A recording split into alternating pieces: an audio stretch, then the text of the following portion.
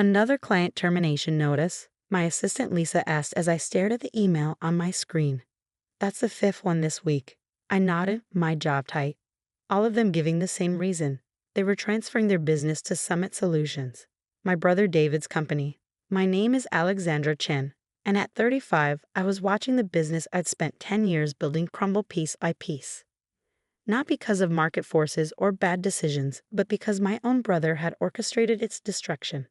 Have you heard from the Torres account? I asked Lisa, though I already knew the answer.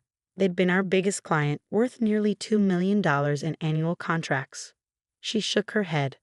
David has a meeting with them this afternoon. Of course he did. David had been systematically targeting my top clients for months, using inside information he gathered during our years working together, before he'd left to start his own company, before he decided that destroying mine was his path to success. My phone buzzed. Speak of the devil. Hello, David, I said, keeping my voice neutral. Hey, sis, he said, his tone dripping with fake concern. Just wanted to give you a heads up. Torres signed with us this morning. Thought you should hear it from me. I closed my eyes, gripping the phone tighter. How generous of you. Look, Alex, this is just business. You know how it goes. The strong survive, the weak. He paused for effect. Well, they should probably start looking for new opportunities. Is that what Mom would say? I asked quietly. Is this how she raised us to treat family? His laugh was sharp. Don't bring Mom into this. She's been gone for 5 years. This is about business, not family. And frankly, you're not cut out for it. Never were. I thought about the flash drive in my desk drawer, the one containing information that could change everything. Maybe you're right, I said softly. Maybe I'm not cut out for this after all. Finally admitting it, he sounded smug. Tell you what, I'll buy your client list for 10 cents on the dollar. It's more than fair considering most of them are jumping ship anyway. I glanced at Lisa, who was watching me with concern. She knew what was in that flash drive too. Knew what David didn't. I'll think about it, I replied. Was there anything else? Yeah, actually, Mom's house. I think it's time we sold it. No point holding onto it when your company can't even afford the property taxes anymore. The house. Our childhood home, where Mom had raised us after Dad died. Where she taught us about business, ethics, the importance of family. David knew how much it meant to me. I understand, I said, my voice steady despite the anger burning in my chest. Send me the paperwork and I'll review it. After hanging up, I pulled out the flash drive and connected it to my laptop. The files inside were exactly as I remembered. Emails, financial records, client communications. All documenting David's methods for stealing my clients. What he didn't know was that I'd been gathering evidence for months. Every underhanded tactic, every stolen trade secret, every violated non-compete agreement, all meticulously documented. But that wasn't even the biggest secret. Should I call them? Lisa asked, knowing exactly what I was thinking. I nodded. It's time. Set up the meeting for tomorrow. She picked up her phone, dialing a number we'd had ready for weeks. Hello, Mr. Torres. Yes, this is Lisa from Chen Consulting. Ms. Chen would like to schedule that meeting we discussed. Yes, the one about Summit Solutions' fraudulent certifications. I smiled, remembering the day I discovered David's biggest mistake. In his rush to steal my clients, he falsified his company's security certifications, the ones required to handle government contracts. The same contracts that made up 60% of the Torres account. David thought he was destroying my company. He didn't realize he was actually destroying himself. Meeting confirmed for 9 a.m., Lisa announced. Mr. Torres sounded very interested in what we have to share. I stood up, walking to the window of my office. The city sprawled below, including the gleaming building where David's company was headquartered. He was probably there now, celebrating his latest victory, thinking he'd finally beaten his big sister. Send the preliminary documents to the FBI as well, I told Lisa. It's time they had a look at Summit Solutions' certification records. Mom always said that success wasn't about being the strongest or the most ruthless. It was about being the smartest, the most prepared. About doing things the right way, even when others didn't. I touched the photo of her on my desk, remembering her words from so long ago. The truth always comes out, Alexandra. Your job is to be ready when it does. Well, Mom, I thought. I'm ready now. My phone buzzed again. Another message from David, checking in about that client list offer. Tick-tock, sis. Time's running out. I typed back a simple response. You're right, time is running out, but not for me. The next morning, I arrived at the office early. The meeting with Mr. Torres wasn't until 9, but I needed time to prepare. Lisa was already there, arranging documents on the conference room table. Everything's ready, she said, handing me a coffee. FBI agent Wilson called. They're very interested in the certification documentation we sent over. I nodded, reviewing the papers one last time. Financial records, emails, and most damaging of all, proof that David had forged federal security certifications to handle government contracts. It wasn't just unethical, it was criminal. My phone buzzed. David again. Just had breakfast with Johnson Tech. Guess who's their new strategic partner? Your client list offer expires at noon. Take it or leave it. I set the phone down without responding. Johnson Tech was about to learn some interesting things about their new partner. At 8:55, Mr. Torres arrived. He was a tall man with sharp eyes and an even sharper mind. Exactly the kind of person who wouldn't appreciate being deceived. Alexandra, he said as I greeted him, your message was concerning.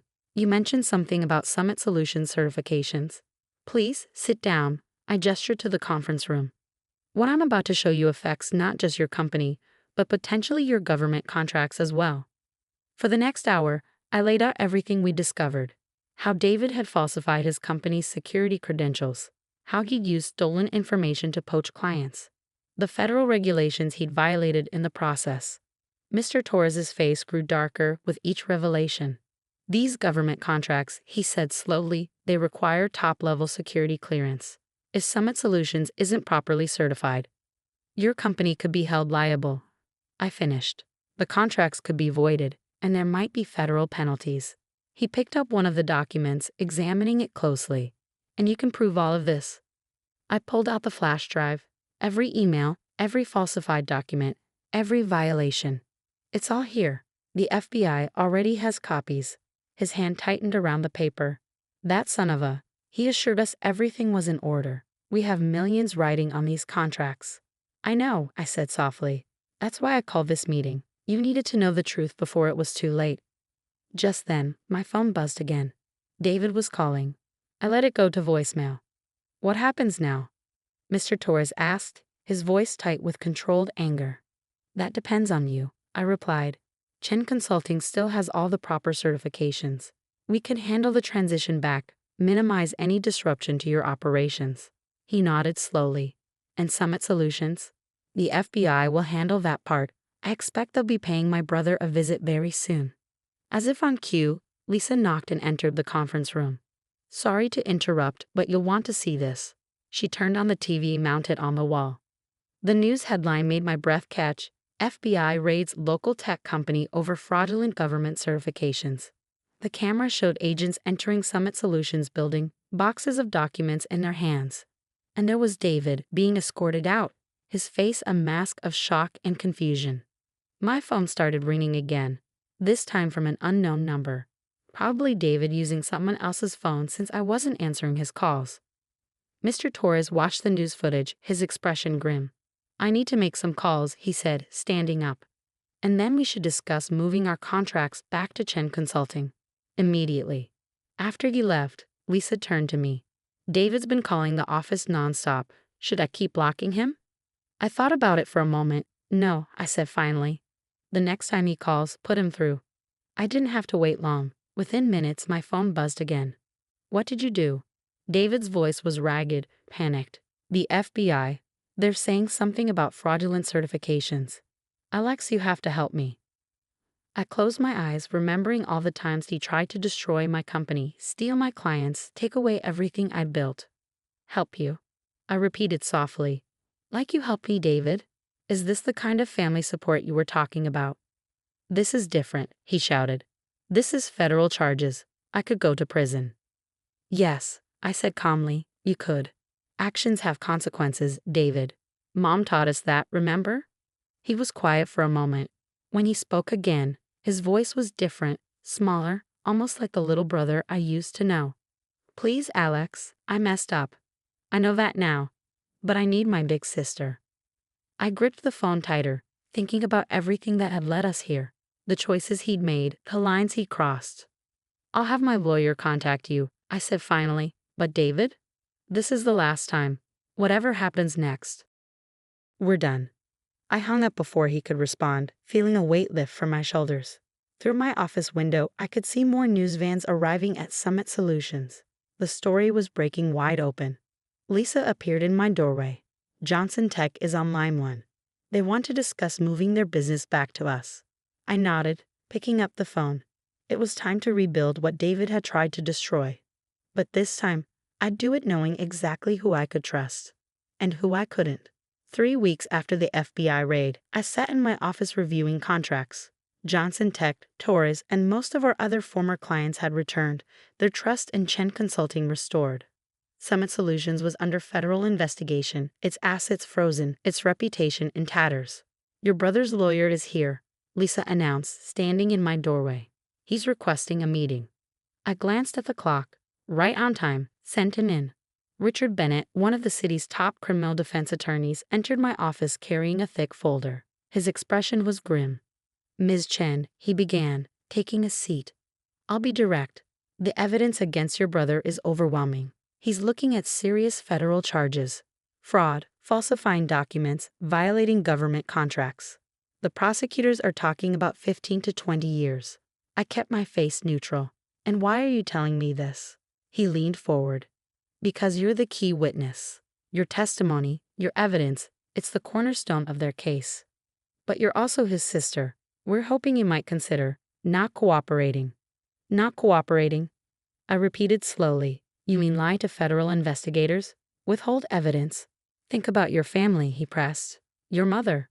Don't. My voice was sharp. Don't you dare bring my mother into this.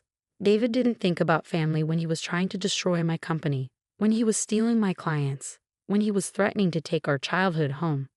Bennett shifted uncomfortably. He made mistakes. He knows that now. He's prepared to make full restitution to your company. With what money? I cut in.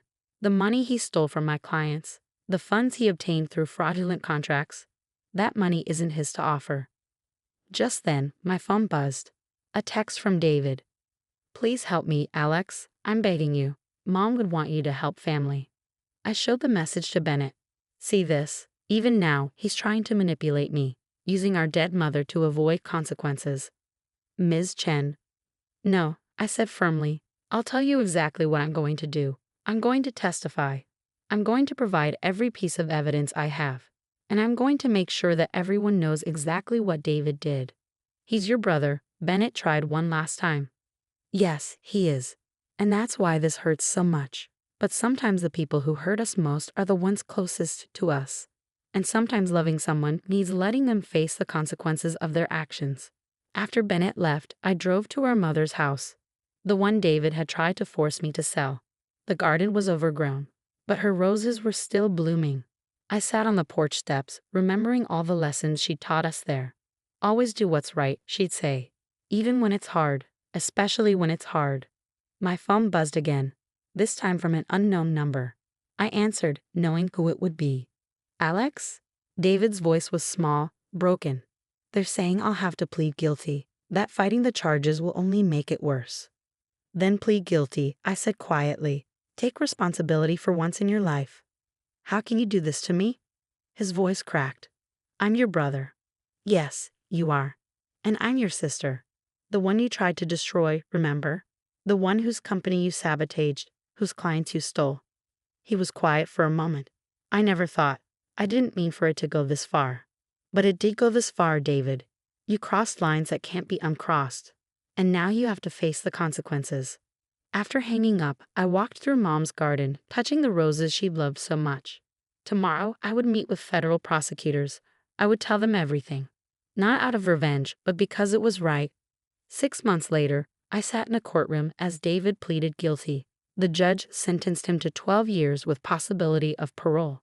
As they led him away, he looked back at me one last time. I saw something in his eyes I'd never seen before. Understanding. That evening, I returned to Mom's house. But this time, I wasn't alone. Lisa and several workers were with me. Are you sure about this? Lisa asked as we walked through the overgrown garden. I nodded. Mom always wanted to help people. This is how we'll honor her memory. The sign was already being installed at the front gate. Chen Foundation, supporting ethics in business. We were turning the house into a nonprofit, dedicated to helping small businesses protect themselves from fraud and unfair practices. David's actions had shown me how vulnerable companies could be. Now I would use that lesson to help others. In my office at Chen Consulting, I kept one reminder of everything that had happened. The flash drive that had started it all. Not as a trophy, but as a reminder that sometimes doing the right thing means making the hardest choices. David writes to me sometimes from prison. His letters are different now, more reflective, less manipulative. Maybe he's changed. Maybe he hasn't. But I know I did the right thing, not just for me, but for him too. Mom always said that true strength isn't in winning at any cost. It's in standing up for what's right, even when it breaks your heart. Looking at her roses blooming in the foundation's garden, I know she would be proud. Not because I won, but because I did it the right way. Sometimes the hardest lessons come from the people we love most. But sometimes those lessons lead us exactly where we need to be.